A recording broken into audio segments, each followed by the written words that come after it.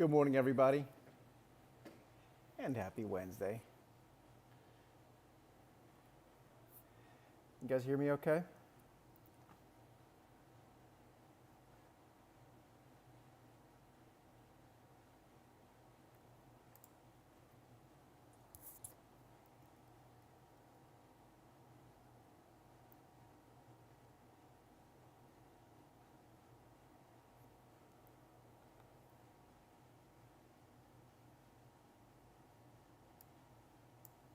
All right, very good. Cool. All right, well, let's get started. We're already a couple minutes past the top of the hour. Good morning, everybody. This is our Set the Market morning call. I'm still on the road here for today and tomorrow. Hopefully back in the main office by Monday. It's always a bit more challenging working on the road, but it is what it is. It's summer. If you're here for the first time, thanks for being here. This is our Set the Market morning call. I'm Serge Berger from thesteadytrader.com. We are going to spend the next 15 minutes or so going through the top few things on my notepad. If you're here for the first time, please make sure you subscribe to the channel. That allows you to be updated in real time when we go live. And also, as always, please, everyone, give us a thumbs up like on the video every single day. That helps us to be able to continue to do this morning show. We do a lot of content here on our YouTube channel, of course, for members in the members area as well. Everything's in real time there. A lot of YouTube shorts. So if you're looking for content from us from a research perspective, trading and investing, you're in a good spot. So hopefully you're enjoying it, and any feedback, as always, would be very helpful. So top few things on my radar here this morning. We'll start off as we usually do with equities. We'll look at the S&P 500 and the NASDAQ 100 quickly. Then I want to look at SMCI, which is Super Microcomputer this morning. And I do want to circle back to Palantir. So 3 things, or maybe 4 things this morning. We'll open it up to any questions you guys might have. I know it's not yet Ticker Thursdays. It is Wednesday today, but still, if you guys have any questions, we'll be happy to look at a couple of tickers if you guys have some here in just a few minutes. All right, let's start off with equities first. As promised, again, just maybe a quick reminder, and I like to remind people every morning of this. Just reminder that the Mag 7 stocks, if you look at the bottom right-hand corner of this screen, are some of the worst performing, sort of major assets this year. That pales in comparison in terms of performance versus things like uranium, or one of our favorite stocks all year. We made that call last November, CCJ, which is Cameco. It's a uranium essentially company. Silver, gold, almost anything is beating Mag 7 this year. And that's the call that we made about a year ago, that we said we're going to start to move more into hard assets. It's going to be a slow moving move. But we very much stand with that call still, and it's so far working out. We're not saying Mag 7 is going to fall apart. That's not the point. But the relative underperformance is palpable, as I think a lot of people are starting to realize. So that's what's going on there, just from a broad asset performance perspective. Now, looking at the S&P, and this is now we're moving into a seasonally sort of weaker period. We talked about the month of August, how it tends to be over years. This is the S&P, the SPY, looking at the months of August, the past few months, the past few years. The month of August, you can see it tends to be some sort of an inflection point. It can be volatile, it can be quite boring, but at the margin, if we do see volatility in August, it tends to be quite sincere. I don't want to say severe, because that would imply a bit too much of a move, but I think if we see volatility in the month of August, it tends to be quite a bit. It can be crazy, it can be almost nothing, but I think on average, the volatility in August tends to be rather meaningful. That's those 3 circles. Now, you might ask yourself, what are those 2 arrows? This is what I wanted to quickly point to. There's a seasonal aspect to all of this, which I've been saying this for years, and I'm going to continue saying for years. Seasonality analysis is a bull market phenomenon. You just have to keep that in mind.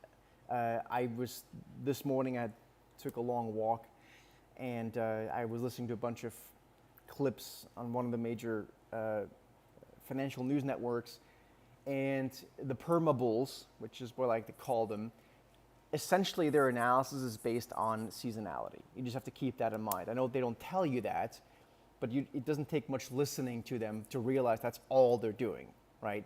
They're looking at seasonality, looking at the fact that the S&P tends to drop a few times a year, 5%, and on average maybe once 10%, and unless it's an outlier year, it doesn't happen. The problem is they miss the outlier parts, which make up a huge performance part of a return, or lack thereof. And so that's why I can't take that kind of analysis serious. So seasonality, please keep that in mind. Seasonality is a bull market, analysis. It does not work in bear markets. You can flush it down the toilet for the most part. Okay, so that's that. Now, more importantly, for the very near term, it's just, this is quite subtle, but we touched on it yesterday, and I just want to bring it up again. So if you look at the past few trading days, and I'll show you this intraday as well in just a minute, and you look at these, the past few trading days in the SPY, you can see we had an outside reversal day last week on Tuesday, so 1 week ago yesterday. We had a more meaningful reversal attempt last Thursday, so that's the 31st of July. And yesterday we gave up the gains intraday as well. Now, that's not to say the market's going to fall apart from here, but it shows us that buyers are getting a little bit exhausted. That may not last very long, I don't know. But to me, given the fact we're now in August, that's something I want to keep in mind, given the fact that we're in a bull market. And again, bull market analysis, seasonality analysis is a bull market thing. So, if anything, if seasonality works at all, then, it should also technically work in August. And in August, in a bull market analysis, which is seasonality, it tends to be weaker. So, that's kind of how I would reason that. So what you're seeing is we're seeing these people getting exhausted buying. Now, if you look at this more intraday, and I'm going to show you this with the NASDAQ 100, you can see it here the past few trading days. Let me see how I can show it to you. I don't know what the hell this is now. I had it here very nicely somewhere before, and now it's gone. It's always fun when you see it just disappear. Oh, that's great. All right, let me open up a new one. Apologies for that. I'm trying to show you intraday what it looks like, how the market keeps kind of getting exhausted intraday. So let me show it to you here on a 5-minute basis. Here we go. Okay, here you can see it better. All right, so let's just look at the past few days. So this up here, this was last week Thursday, this entire day, right, between these two dotted verticals. That's last Thursday. Market gapped up, closed near the low. So maybe the best way to show you that is by showing you where it opened and where it closed, right? It did that also last week on Tuesday, which is what I showed you before in the daily chart. It gapped up and it closed more or less near the lows. Let me draw that in for you here, okay? And then of course it once again did it yesterday. The market, it didn't gap up as much, but it did gap up, and it closed very near the lows. So what that tells us, again, it's not the end of the world. It's not time to jump out the window, but it tells us that the buyers are getting somewhat exhausted. Now, speaking of exhausted, two individual stocks. One I want to point out is Palantir, and there's a lot of reasons why this stock is a fan favorite. We have it very, very bullishly trend. And in fact, if you are using the market rover, and I sure hope you are, I'm going to quickly remind you how strongly bullish Palantir has been for years. So this here, I'm going to bring it over. This here is our trend following algorithm, and it tracks essentially major trends, right? So the green background denotes a bullish trend, and you can see Palantir became a bullish trend all the way back in May of 2023. It's now up about, 1,600% since that entry. So it remains bullish trend. Now, however, it's getting quite overbought in the short term. And so that's kind of my message here today. If you now look at Palantir on the daily chart, it to me looks like, and I don't necessarily have any major bets on this here just yet, but it to me looks like we're starting to get to a point where we could once again see a pause. So I'm going to watch very closely how the stock reacts. If it has a meaningful down day or some sort of an exhaustion day over the next few days, I think this would be an interesting one to put on maybe an options bear call spread. That would kind of be the thing that I would look for. But again, it's gone very steep and vertical and sort of, I guess uncorrected is one way of looking at it. And we can draw these rising wedges, which we've been drawing that rising wedge on the S&P, and so far, it's starting to work out in a minor way. So that's Palantir. I wouldn't be chasing it, is the long and short of it. And then another fan favorite, which is SMCI. I don't know how many more times people have to get their asses handed to them on this stock. This is one of those chart chasing AI names. And SMCI this morning, just to give you a little bit of an idea, SMCI is down this morning, trading around 47 and change. So this morning, SMCI, Super Microcomputer, is going to open up around here, okay? So this is a company that's warned us before that it's capable of having some pretty catastrophic down days. In fact, it did it just a little while ago after earnings as well. And so we'll have to see how the stock acts, but I would be of the view that if this stock manages to stay down on the day, it might be something to try on the short side. Again, it has to close badly today on the downside.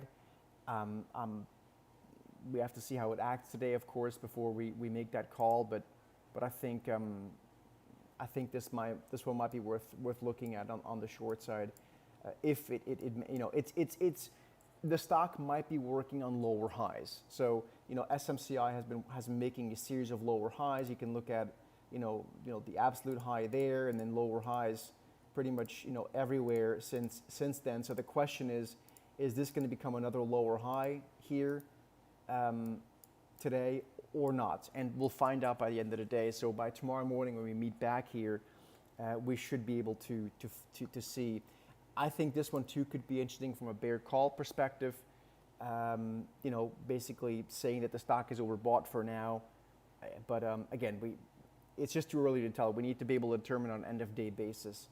Would be my move. So if you guys have any questions, any stocks you want to go through, please type them in here. We'll take a couple or any questions at all. Tomorrow is officially ticker Thursdays. Which basically means that tomorrow we'll take the official tickers. But if anyone has a ticker or two you would like to look at, please let me know. I want to quickly show you something else. This is the NASDAQ 100, and again, it's obviously the same chart of the S&P, but here too we talked about those outside reversal days, or exhaustion days might be a bit of a better term here, and you can see that we had one last week on Tuesday, we had one on Friday, and yesterday we had sort of an exhaustion day. Doug wants to look at copper. So copper, we made a big deal about this. We were extremely bullish copper, right? There's no doubt about it. It has not changed. However, what has changed is the tariff talk, right? And so we've been seeing a lot of basically a big rally on copper on the back of news a few weeks ago, and last week I think it was when basically that reversed. So to me, this is a lot of tariff noise. I think copper ultimately goes much higher. But right now, we actually removed copper in a lot of our mock portfolios or alert systems, and even at Blue Marlin, we reduced copper exposure, because I think when you have a week like last week, it speaks to the fact that there is digestion here. So there's a lot of news, a lot of again tariff news. To me, I have no longer any position in copper. Certainly not from a trading perspective. I think I have some long-term stuff, but nothing meaningful anymore. If it gets its act back together, fine. It's still doing okay on the year, by the way. But I think the tariff news is just too much for the stock for copper to handle right now. The supply and demand sort of imbalance is going to ultimately, in our view, push copper much higher. But again, I think right now it's in digestion period once again. So that's where we are. Can't argue with that. Sometimes it just works out this way. Microsoft. The question is from Nicholas.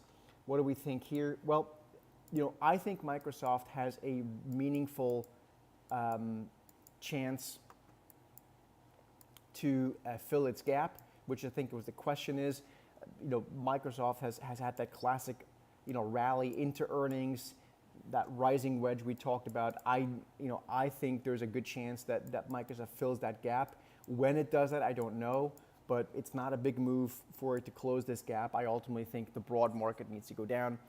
Gold-silver ratio, we've been talking about this one forever. This is the gold-silver ratio, Asim. I have it right here. You can see how quickly I got it ready because I have it ready. I look at it all the time. I would be a bit more careful on gold and silver right now.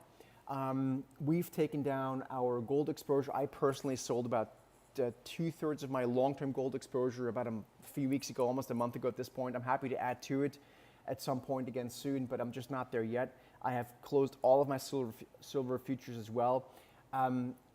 I think it's just stalling right now. And maybe some of this is August, it's boring. July was choppy because of all the tariff news.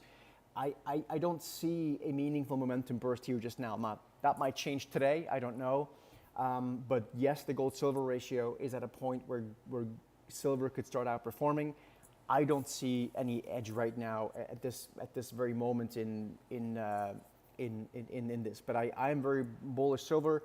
I continue to be long-term bullish gold, but right now I personally don't have a skin in the game. We've made a big deal about it. I've talked about it. If you go look at our YouTube channel, YouTube Shorts, we've been all over this trade, right? But we closed most of it a few weeks ago, something like that. Yeah, Nicholas, look, I mean, inflation is certainly not going away, right? In my view, that's my humble opinion. So what you want to be long is hard assets, right?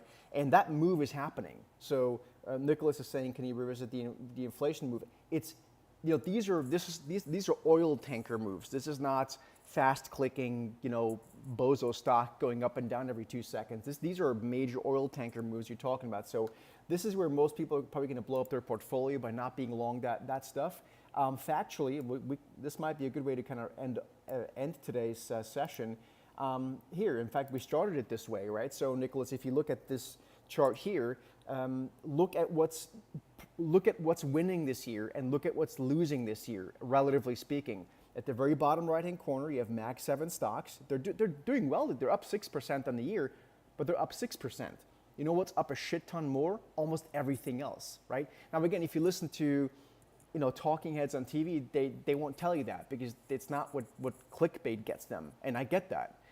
Sadly, however, at the end of the day, we're in this business to make money, not necessarily to get clickbait, right? So the reality is, and listen, Mag 7 can still catch up. There's no doubt that could happen a bit more, but for the most part, we are seeing hard assets moving higher, and there's a reason for that, and a good part of that reason is because the higher inflation for longer story, in our view, is intact. So, we run an inflation portfolio over at our investment advisory firm called Blue Marlin Advisors. We're not allowed to give performance-based sort of marketing, but I can tell you it's doing very, very well, and it's beating the S&P, probably 2 by 1 so far this year. So, that's it.